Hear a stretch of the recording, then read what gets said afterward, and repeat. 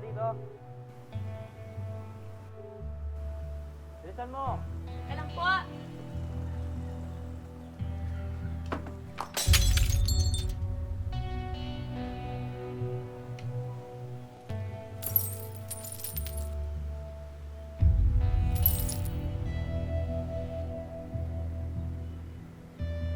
Melissa! Opo! Daing! Daing po! Daing, ate! Kuya, mga kuya, daing mo. Daing! Diyos ko tayo pag ikaw. Please.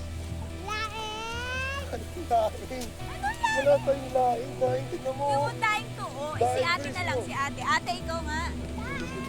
Oh. Diba? Ano tayo? Ano ulit? Daing! Ano? Laing! Daing. Laing ka ng laing. Ulo kaya ito dito. Nakarating din kay Melissa ang mga usap-usapan tungkol sa kanyang asawa at kapatid.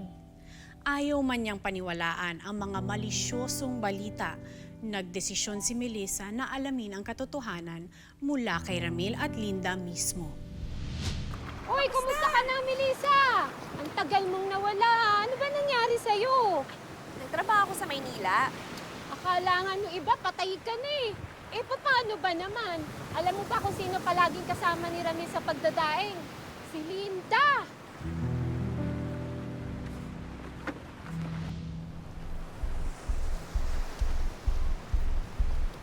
Linda!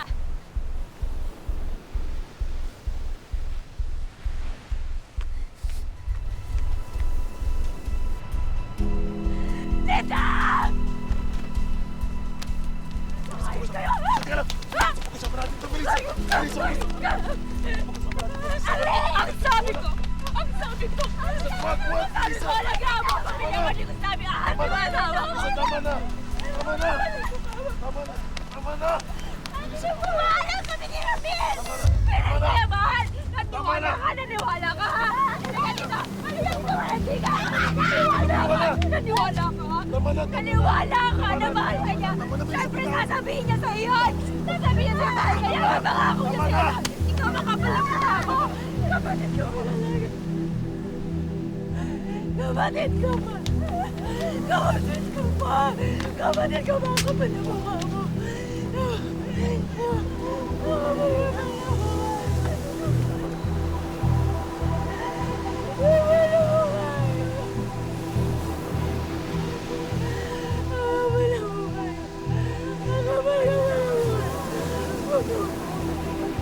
Papatay kita! Melissa.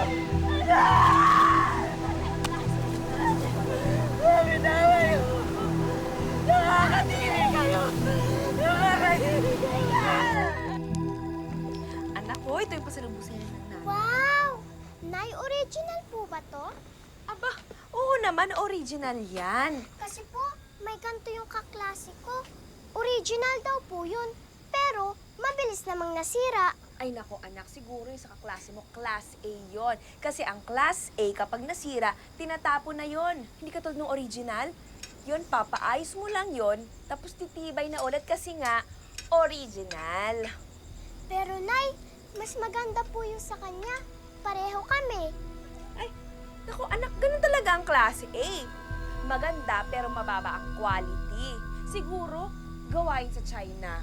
Naku yan, China na yan, ha? Ang hilig-hilig makialam sa lupa ng Pilipinas, wala naman silang karapatan.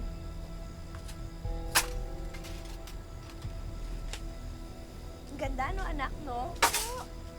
Oh, kumain na kayo. Masarap yung ulam. Ginisang ampalaya. Sa una, mapait, pero makakasanayan mo rin. O, sige na, kain na kayo, mga anak. Ay, aray, ano ba itong paldang to? Alam naman yan sa akin, nakakabit, sabit pa ng sabit kung saan-saan. Sige na, kain na. Aray naman, ang sakit. Ganyan talaga. Ginusto mo yan, di ba?